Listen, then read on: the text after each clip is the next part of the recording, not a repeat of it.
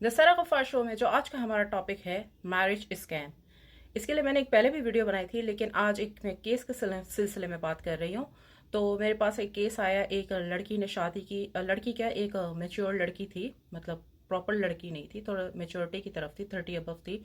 उसने शादी की एक एवरेज लड़के से, मतलब बहुत अमीर नहीं था, क्योंकि वो खुद भी बहुत ज़्यादा अमीर नहीं थी। तो जब आप बहुत ज़्यादा अमीर नहीं हो तो आपको जब बहुत ज़्यादा अमीर लड़का मिलने के चांसेस ऑलमोस्ट ना के बराबर होते हैं। खैर, तो उसने एवरेज लड़के से शादी की, लव मैरिज की, और लव मैरिज के 2 महीने के बाद ही जब वो प्रेग्नेंट हो गई तो वो अपने पेरेंट्स के घर चली गई। पेरेंट्स के घर चली गई, फिर इसके बाद जब बच्चा हो गया उसका, तो इसके बाद वो क्लेम करने लगी कि अब तो मुझे मतलब इतना हक मेहर दो। उसने 2 करोड़ हक मेहर लिखवाया था, और इतना हक मेहर दो और मुझे छोड़ दो। तो उसके हस्बैंड ने कहा, भाई अगर आपको मुझसे तकलीफ है तो तुम मुझे खुद ही छोड़ दो। तो उसने क्या किया, उसने केस बनाया। केस कैसे बनाया, इस तरह से, देखो कोई प्रेग्नेंट हो के और इस तरह घर छोड़ के नहीं जाते। प्रॉपर एक स्टोरी होती है, जैसे फिल्म होती है उसकी प्रॉपर एक स्टोरी होती है, कैसे किसको कैसे किया जाता है या फंसाया जाता है, कुछ भी, मतलब एक मिसाल दे रही हूँ। तो इस तरह रियल लाइफ की भी एक पूरा स्क्रिप्ट तैयार किया जाता है वारदात का। तो उसने क्या किया, उस जब वो अपनी अम्मी के घर चली गई तो उससे पहले उसने अपने सारे मेकअप वेकअप के निशान जो है वो ऐसे बना दिए जैसे उसने मारपीट किया है। उसने मुझे वो सारी तस्वीरें दिखाई। खैर, मैं तो समझ गई थी कि ये क्या चीज़ है, क्योंकि हम तो शोबिस के लोग हैं, हम तो समझते हैं मेकअप क्या होता है और रियलिटी क्या होती है। और वो खुद वो लड़की, मतलब वो लड़की टाइप जो आंटी थी, मतलब प्रॉपर लड़की नहीं थी, औरत थी, वो औरत।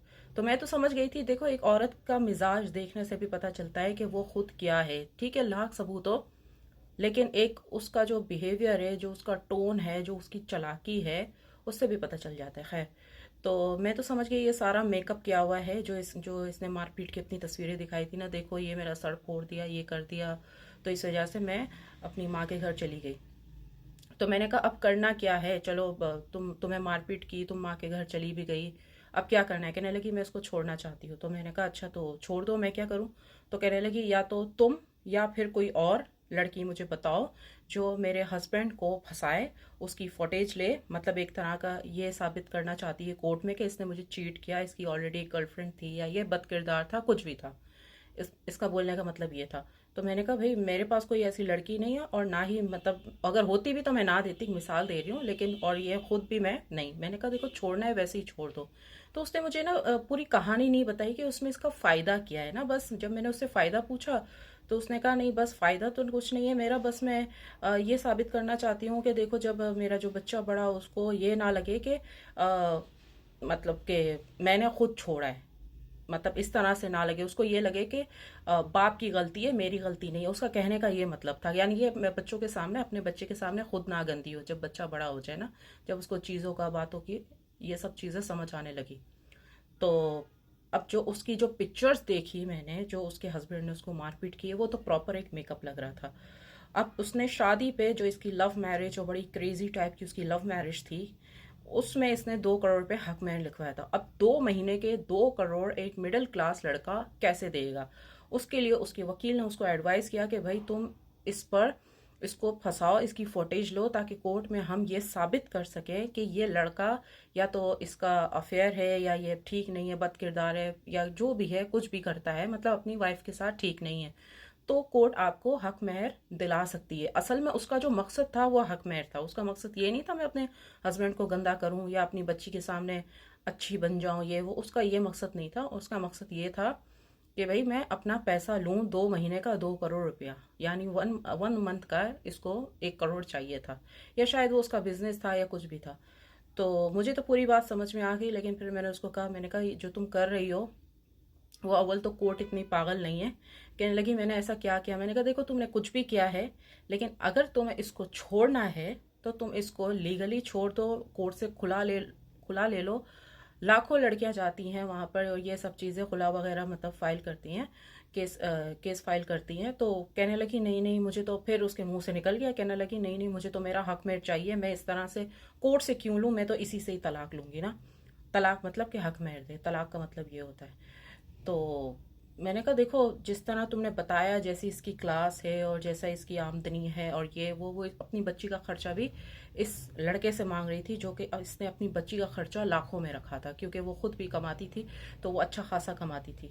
तो इस वजह से उसने अपनी बच्ची का खर्चा लाखों में रखा। मैंने कहा बात सुनो, जब तुम्हारे हस्बैंड की इनकम 50,000 है, आमदनी एक शख्स की जब 50,000 है, वो अपनी बच्ची पे 1 लाख रुपए कैसे फिक्स कर सकता है? चलो कोर्ट के जरिए या वैसे भी। तो एक बड़ा उसने मतलब एक मैरिज स्कैम नहीं होता, बिल्कुल उसने एक अजीब सी घोटाले सी पूरी कहानी लग रही थी। सच में आप उसका कोई भी सिरा पकड़ ही नहीं सकते, मतलब वो हर तरीके से लग रहा है कि एक कहानी है। आप उससे इतना हक मेहर मांग रहे हो, 2 करोड़ हक मेहर मांग रहे हो, उससे ये कर रहे हो, उसको बोलो वो बच्ची का खर्चा दे।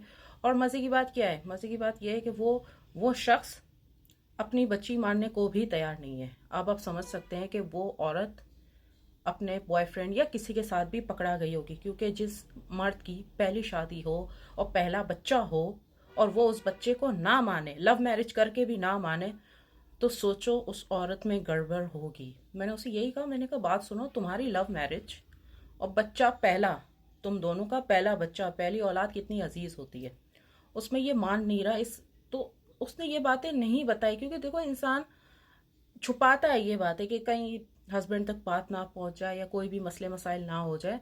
तो खैर उसने अपने लॉयर से ये सारी बातें की होंगी, मैं ऐसा नहीं कह रही। तभी उसको लॉयर ने ये मशवरा दिया कि किसी लड़की के ज़रिए इसको फंसवाओ, ये काम करो तो तुम्हें हक में मिल जाएगा। तो मैंने उसको यही कहा, मैंने कहा देखो जो भी तुम कर रही हो वो बहुत गलत है। अगर तुम इस तरह फंसा फुसा के और अपने हक हस्बैंड से हक मेर लेना चाहती हो, तो अव्वल तो वो देगा भी नहीं, और ये प्रॉपर एक कहानी लग रही है। तुम कहाँ कहाँ से केस तैयार करोगी, कहाँ से करोगी? तो खैर उसने तो एंड तक यही बोला कि नहीं मैं फंसा नहीं रही, देखे मेरे पास सारे इसके जो इसने मार कुटाई की है सब सबूत है, ये वो ऑल दीज थिंग्स। तो मैंने कहा भाई मेरे पास ऐसा कोई भी आपकी ब्लैकमेलिंग के लिए कोई लड़की मौजूद नहीं है, आप कहीं और से पता करें, क्या पता वहां पर कोई ब्लैकमेलिंग। तो कहने का मकसद ये है कि देखिए शादी जो है, शादी एक स्कैम बन चुका है। ये लिविंग रिलेशनशिप और जितने भी ये जो गर्लफ्रेंड बॉयफ्रेंड रखना, शादी से पहले रिलेशनशिप करना, ये क्यों इतना आम हो रहा है? इसमें फिजिकल नीड से ज्यादा इंसान को जानना पड़ता है। मतलब अगर कोई लड़का मतलब लिव इन रिलेशनशिप कर रहा है, ठीक है, गलत है, मैं ये नहीं कह रही है, ठीक है, लेकिन उस लड़के को या उस लड़की को, दोनों की बात करूंगी, उनको ये होता है कि कहीं हमें बच्चा होने के बाद ब्लैकमेल तो नहीं करेगी। असल में जो डर होता है वो ये होता है, ये नहीं होता कि मैं इसको फिजिकली बेवकूफ़ बना लूँ, ये कर लूँ। और इंडिया और दूसरे मुल्कों में तो मतलब प्रॉपर एक कॉन्ट्रैक्ट होता है कि हम इसके साथ एक रिलेशनशिप में हैं। एक कॉन्ट्रैक्ट होता है जिसमें धोखे की सज़ा भी होती है कि भाई इस इंसान ने हमें इतने साल यूज़ किया और हमसे शादी भी नहीं की या हमें छोड़ दिया, कुछ भी बातें होती हैं। तो जो रिलेशनशिप होता है या शादी से पहले, पाकिस्तान में तो गर्लफ्रेंड बॉयफ्रेंड बोलते हैं कि ना, किसी की गर्लफ्रेंड होती है वो फिर बाद में उसी से शादी कर लेता है, किसी का बॉयफ्रेंड होता है। तो असल में इस रिलेशनशिप का जो मतलब होता है वो ये होता है कि एक दूसरे को जानो, कहीं इसमें कोई चालाकी चालबाजी तो नहीं है, कोई स्कैम तो नहीं करने वाली। तो ऐसी बहुत सारी हमारी सोसाइटी में केसेस होते हैं, और जिसमें से मैंने एक केस आपको बताया। तो किसी भी इंसान से अगर आप शादी करते हैं उसको अच्छी तरीके से देखें, परखें, ये नहीं कि वो फिर मैरिज स्कैम हो जाए। और ये जो शादी हुई है जिसका मैंने अभी आपको केस बताया, इसमें तो शादी को रिलेशनशिप को कुछ महीने हुए थे, 5-6 महीने हुए थे, और 5-6 महीने में फिर उसके बाद लव मैरिज हो गई। तो ये महीनों की जो शादियां होती है ना, लव करके जो शादियां होती महीनों की, उस वो तो 99.9% फ्लॉप ही होती है, या फ्लॉप होती है। फ्लॉप मीन्स कि स्कैम होता है, कोई एक वन साइडेड, कोई किसी ना किसी को धोखा दे ही रहा होता है। तो अच्छे तरीके से रिलेशनशिप को देखो, परखो, इसके बाद शादी करो। और शादी के प्लीज़ प्लीज़ फौरन बाद बच्चा पैदा नहीं करो। आज के ज़माने में भले आपकी मम्मी का बच्चा, पहला बच्चा 13 साल में हो गया था, लेकिन अब वो ज़माना नहीं है। अब पता नहीं होता, एक एक लड़की के 10 बॉयफ्रेंड निकल रहे होते, एक एक लड़के के 20-20 गर्लफ्रेंड निकल रही होती। मुझे पता है सब ऐसे नहीं होते, बट एक मैं मिसाल दे रही हूँ। तो प्लीज़ शादी के बाद फ़ौरन बच्चा ना करें। 3-4 साल 5 साल तक उस इंसान को देखें, चाहे आप लड़की हैं तो लड़के को देखें, लड़की हैं तो लड़के को, यानी कि हस्बैंड को देखें। तो हस्बैंड वाइफ एक दूसरे को देखो, तो इस तरह शादी कामयाब होने के चांसेस थोड़े से ज़्यादा है। अगर आपको मेरी वीडियो अच्छी लगी तो लाइक एंड शेयर कीजिए, और नेक्स्ट किस टॉपिक पे वीडियो बनाए वो आप मुझे बता दीजिए। किसी भी तरह का सवाल पूछना है तो मुझसे कमेंट में या फिर मेरे बिजनेस पर पूछ सकते हैं। Thank you. आपके दिल की धड़कन, सारा गफ्फार।